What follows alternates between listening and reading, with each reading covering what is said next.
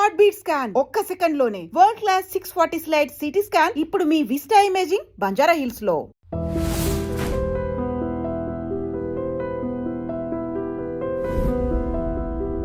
ఏ director పంచ నా కోరిక ఎలా ఉండేదంటే ఒక మణిరత్నం లాంటి వాడికి అంటే మంచి టేస్ట్ ఉన్న అంటే డిఫరెంట్ టేస్ట్ అంటే ఒక్కొక్క డైరెక్ట్గా ఒక టేస్ట్. మణిరత్నం అంటే ఆ మేకింగ్ స్టైల్ వేరు, సాంగ్ని ఎక్కడో అసలు ఆ విజువల్స్ కానీ ఆ విజువల్ బ్యూటీస్ ఉంటాయి. ఒక శంకర్ సినిమా చేయాలని అలా కోరికలు ఉండేది మాకు. అంటే తెలుగులో మన అందరూ డైరెక్టర్ వర్క్ చేసిన కొన్న ఇది మన తెలుగు స్టైల్ అనేది ఎంటైర్లీ డిఫరెంట్ అంటాం. ఒక రకంగా కంప్లీట్ కాంప్రమైజ్ అయినట్టే మేము. అంటే మాకున్న నాలెడ్జ్కి మాకున్న స్టైల్కి తెలుగు సినిమా మ్యూజిక్ టోటలీ ఒక కాంప్రమైజ్ అయ్యి చేసినట్టు, కంప్లీట్ ఒక సాక్రిఫైజేషన్ అంతే. ఓకే, కేవలం సక్సెస్ చేయాలి ఆ ఈ రోజుకి నాకు ఆడియన్స్కి వెళ్తే అదే పేరు నాకు.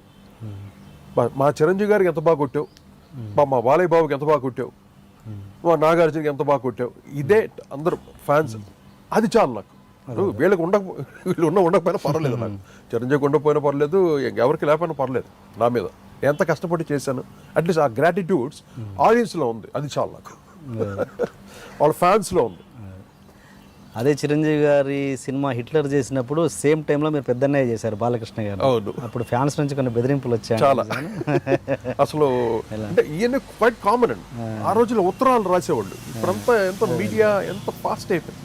ఉత్తరాలు ఏమని రాసేవాళ్ళు హీరోస్కి, రాజ్కోటి బాధేశారండి పాపం, నెక్స్ట్ సినిమా కూడా రాజ్కోటి చేయాలి. అది ఇదంతా ఏమవుద్దంటే వాళ్ళకి ఏంట్రా మనం కదా హీరోలు సినిమాలకి, మన వల్ల కదా ఆడియన్స్, రాజ్కోటి ఏంటి వీళ్ళ పేర్లు ఊరికే రాసి అన్ని ఎవరికైనా ఉంటుందిగా ఫీలింగ్.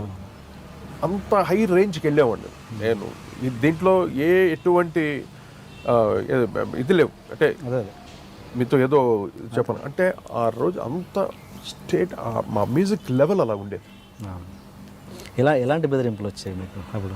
బెదిరింపులు అంటే ఇదే, మాకు మా హీరోకి బాగా కొట్టాలి నువ్వు అంటే, లేకపోతే నేను కొడతామని కాదు, బాగా కొట్టాలంటే అంటే మా మీద నమ్మకం అండి.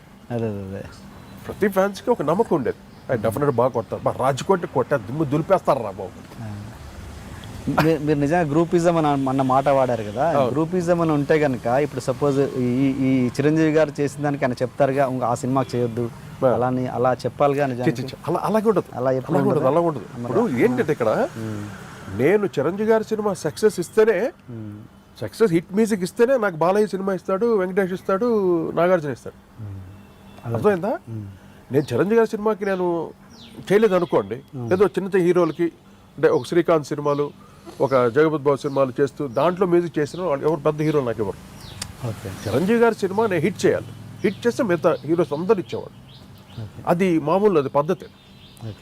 Ultimate megastar. అందుకని ఆయన్ని దృష్టిలో పెట్టుకొని హిట్ మ్యూజిక్ చేసేవాడు.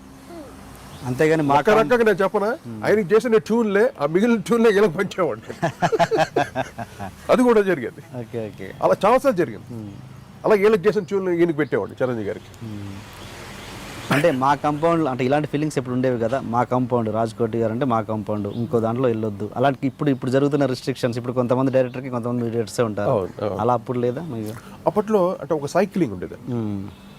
ఒక ముత్యాల సుబ్బయ్య, ఒక ఈవి సత్యనారాయణ, రవిరాజా పినిశెట్టి, శరత్, వీళ్ళంతా డైరెక్టర్స్ నాకు main directors. Muppaleni Siva and Bharath అనేవాడు. నేనంటే భక్తి, ఒక నేనంటే అక్కడ పడిపోతాను అనమాట. అది వంశీకి ఇళయరాజా ఎలాగో నాకు భరత్ అలాగనమాట. నేనంటే అంత ఇష్టం నేనంటే తనకి. యంగ్ డైరెక్టర్, ఆ రోజు వచ్చిన న్యూ టాలెంట్ డైరెక్టర్. ఓకే, అంటే ఇప్పుడు మీరు అన్నారు నాకు మణిరత్నం గారితో చేయాలి, అలాంటి టేస్ట్ నాకు ఉంది, ఆ టేస్ట్ ఇంకా నేను చేయలేదు, అసలు సాక్రిఫైస్ చేశానని. బట్ అలాంటి ఇండికేషన్స్ మీరు ఇండస్ట్రీకి పంపించారా, నేను అది కాదు ఇది కూడా చేయగలను అని ఇండికేషన్స్ పంపించారు? అంటే రావాలి కదా. ఇప్పుడు రామ్ గోపాల్ వర్మ అందరికన్నా ఒక భిన్నమైన డైరెక్టర్. ఇప్పుడు మిగతా డైరెక్టర్ అందరం తీసుకోండి, రామ్ గోపాల్ వర్మ స్టైల్ వేరు కదా టోటల్లీ. ఆ విజువల్స్, శివ సినిమా చూసినంత మీకు అందరికీ అర్థం ఏంటి అతను మేకింగ్ స్టైల్ ఏంటి. రామ్ గోపాల్ వర్మ సినిమా చేయాలని మాకు చాలా ఒక డ్రీమ్ కింద ఉండేది. తను మమ్మల్ని పిలిపించాడు. ఆయన పిలిపించారు? ఆయన పిలిపించాడు. ఎందుకు పిలిపించాడు? తనకి నాది ఒక 2-3 పాటలు చాలా ఇష్టం. ఏంటంటే ముఠా మెస్సలో ఒక సాంగ్ ఉంది, ఎంత ఘాటు ప్రేమయో పారిజాతమా దాంట్లో ఆ గిటార్ బిట్ అంటే పడి చేస్తాడు, ఇప్పటికి చెవు కోసుకుంటాడు. వర్మ ఇస్ మంచి వండర్ఫుల్ మ్యూజిక్ లవర్. ఆ మ్యూజిక్లో కూడా ఏదో ఒక తనని టిగిల్ చేయాలి, అవుతే మట్టుకు ఇంకా వదిలిపెట్ట.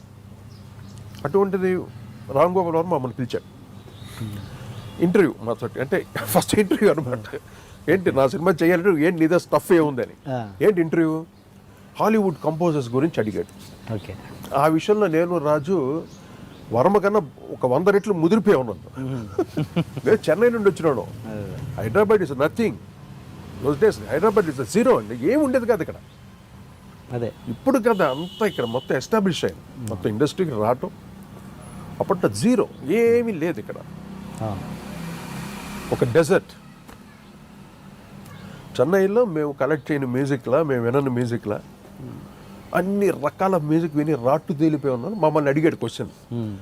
ఒక్కొక్కటి యాలన్ సిల్వెస్టర్ ఏంటి, జాన్ విలియమ్స్ ఏంటి, జెర్రీ గోల్డ్ స్మిత్ ఏంటి అని అన్నీ ఒక్కొక్క సినిమా గురించి చెప్పేసరికి ఈ ఇంప్రెస్డ్. బా ఇది కదా వీళ్ళు కదా కావాలి నాకని ఇమీడియట్గా గోవిందా గోవిందా అదర్ కాంబినేషన్. మీరు చూడండి, మేము చేసిన సినిమాలన్నిటికీ ఒక మ్యూజిక్, ఒక ట్రెండ్ ఉంటాయి. గోవిందా గోవిందా టోటల్గా డిఫరెంట్ స్టైల్లో ఉంటుంది.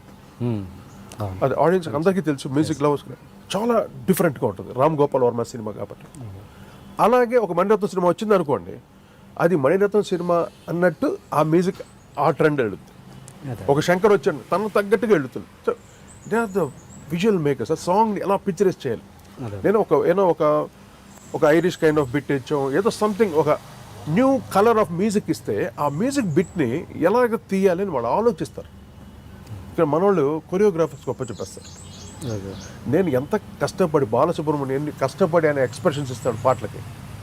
నేను నా బ్యాక్గ్రౌండ్స్లో కొత్త కొత్త ఇన్స్ట్రుమెంట్స్ తోటి న్యూ బీట్స్తో చేస్తే అవన్నీ కేవలం ఒక మూమెంట్ కింద దాంతో ఇలాగ so many musics are wasted. ఒక రకంగా నాకు చాలా బాధ వేసేది. ఏంట్రా ఇంత కష్టపడి మ్యూజిక్ చేసాం, ఏంటిది ఈ బిట్కి ఇలా కదా తీసుండాలి వీళ్ళు, విజువల్స్ ఇలా తీసుంటే బాగుండేదే. నేను ఎలా చెప్పుకున్నాను డైరెక్ట్గా ఇలా తీయమని. My job. అంటే మీకు మన తెలుగులో ఉన్న ఇప్పుడు ఎవరు విశ్వనాథ్ గారు, బాపు గారు, వంశీ గారు, వీళ్ళతో పనిచేయాలని ఎప్పుడైనా అనిపించిందా మీకు? వాళ్ళతో ఎప్పుడైనా ప్రయత్నాలు? నాకు వంశీతో వాడితే నాకు అంత అనేది ఉండేది కాదు. విశ్వనాథ్ గారి సినిమా చేయాలని నాకు చాలా కోరిక ఉండేది. ఆయనది నేను ఓపెన్గా అడిగాను కూడా, నేను రాజు. మేమంతా వెస్టర్న్ మ్యూజిక్, హెవీ మ్యూజిక్ చేసేవాళ్ళం కదా, ఆయనకి భయం వేస్తుంది వీళ్ళకి ఉందా నాలెడ్జ్ ఉందా లేదా అని. మాకు ఆ అవకాశం దొరకలేదు. కానీ తర్వాత నన్ను ఆయనే పిలిచి ఒక మెగా సీరియల్ నువ్వు చేయాలి ఇది అని నన్ను పిలిచి సబ్జెక్ట్ చెప్పడం జరిగింది. నాకు ఆయన చెప్తుంటే నాకు భయంగా ఉంటుంది, ఆయన చూస్తుంటే భయం నాకు. ఎందుకంటే ఆ సబ్జెక్ట్ నెరేషన్లో ఉంటుందండి, ఆ emotion. Oh my god, music అక్కడే పుట్టేస్తుంది. అదే డైరెక్టర్ నెరేట్ చేసే విధం, కంపోజర్కి డైరెక్టర్కి ఉన్న రిలేషన్షిప్ అది. సిచ్యువేషన్ కరెక్ట్గా నెరేట్ చేసి సబ్జెక్ట్ని నువ్వు కానీ ఎక్కించగలిగితే కంపోజర్కి, దానికి మించింది ఏమి ఆ మహానుభావుడు. అంటే ఎట్లా అంటే మీరు అంటే అంత టాప్ రేంజ్కి వచ్చినా కూడా రెమ్యునరేషన్స్ మిస్ అంటే ఎగ్గొట్టడం అన్నది జరుగుతుంది అంటున్నారు కదా, ఎలా అంటే దానికి? కొంతమంది చెక్కులు ఇస్తారు, అవి బౌన్స్ అవుతాయి. ఏం చెప్తుంది దానికి? నెక్స్ట్ సినిమాలో కాంపన్సేట్ చేస్తామంటారు. నెక్స్ట్ సినిమా మనకి రారు వాళ్ళు. దీన్ని వెళ్ళి నేను మళ్ళీ యూనియన్లో పెట్టి నేను చేయలేనుగా. కానీ ఒకేసారి ఒక ఇన్సిడెంట్ మట్టి నాకు జరిగింది. సూర్యవంశం అనే సినిమా బ్యాక్గ్రౌండ్ స్కోర్ నేను చేసే, అమితాబ్ బచ్చన్ హిందీ సినిమా. దూరికి ఇన్సిడెంట్ చెప్తాను అంటే కొన్ని మీరు ఫ్రాంక్గా చెప్పాలి కొన్ని విషయాలని మన కాన్సెప్ట్ అది. But I'm not a victim here. నేను ఫ్రాంక్గా చెప్పుకొని నాకు ఇలా ఇండస్ట్రీ జరిగిపోయింది బాధపడడం కాదు.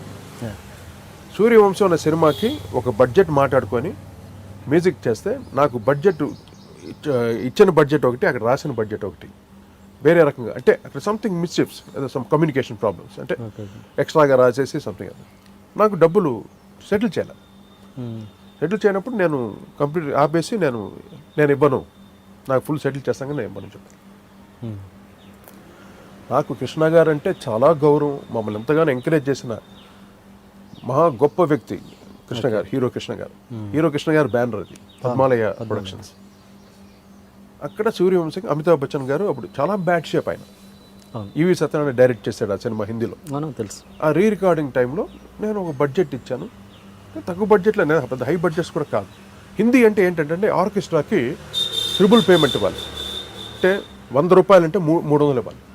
1000 రూపాయలు ఇచ్చేవాడికి 3000. అలాగా పేమెంట్స్ డిఫరెన్స్ ఉండేది. దానివల్ల బడ్జెట్ ఎక్కువయ్యేది. ఇవ్వపోయేసరికి నేను ఇవ్వాలి. అప్పుడు ఆ మ్యాటర్లో దాసనారాయణ గారు అందరూ ఇన్వాల్వ్ అయ్యి నాకు సెటిల్ చేస్తాను అది చేసి, అప్పటికి ఫుల్ నేను అనుకున్న అమౌంట్ రాలేదు. నేను కాంప్రమైజ్ అయిపోయాను. ఇంకెందుకు దీన్ని ఇలా ఇచ్చేస్తే అనవసరంగా. ఆయనతోటి నాకు మెయిన్గా కృష్ణ గారు, విజయనిర్మల గారు అంటే నాకు చాలా గౌరవం. వాళ్ళు నాకు ఐ లవ్ దెమ్. అంటే అంత గౌరవం వాళ్ళంటే నాకు. తర్వాత ఆయన వరకు వెళ్ళింది మ్యాటర్. ఎందుకు కోటి ఇలా చేయడే, ఎందుకు ఇక్కడే మిస్టేక్ జరుగుతుందని వాళ్ళు గ్రహించారు. తర్వాత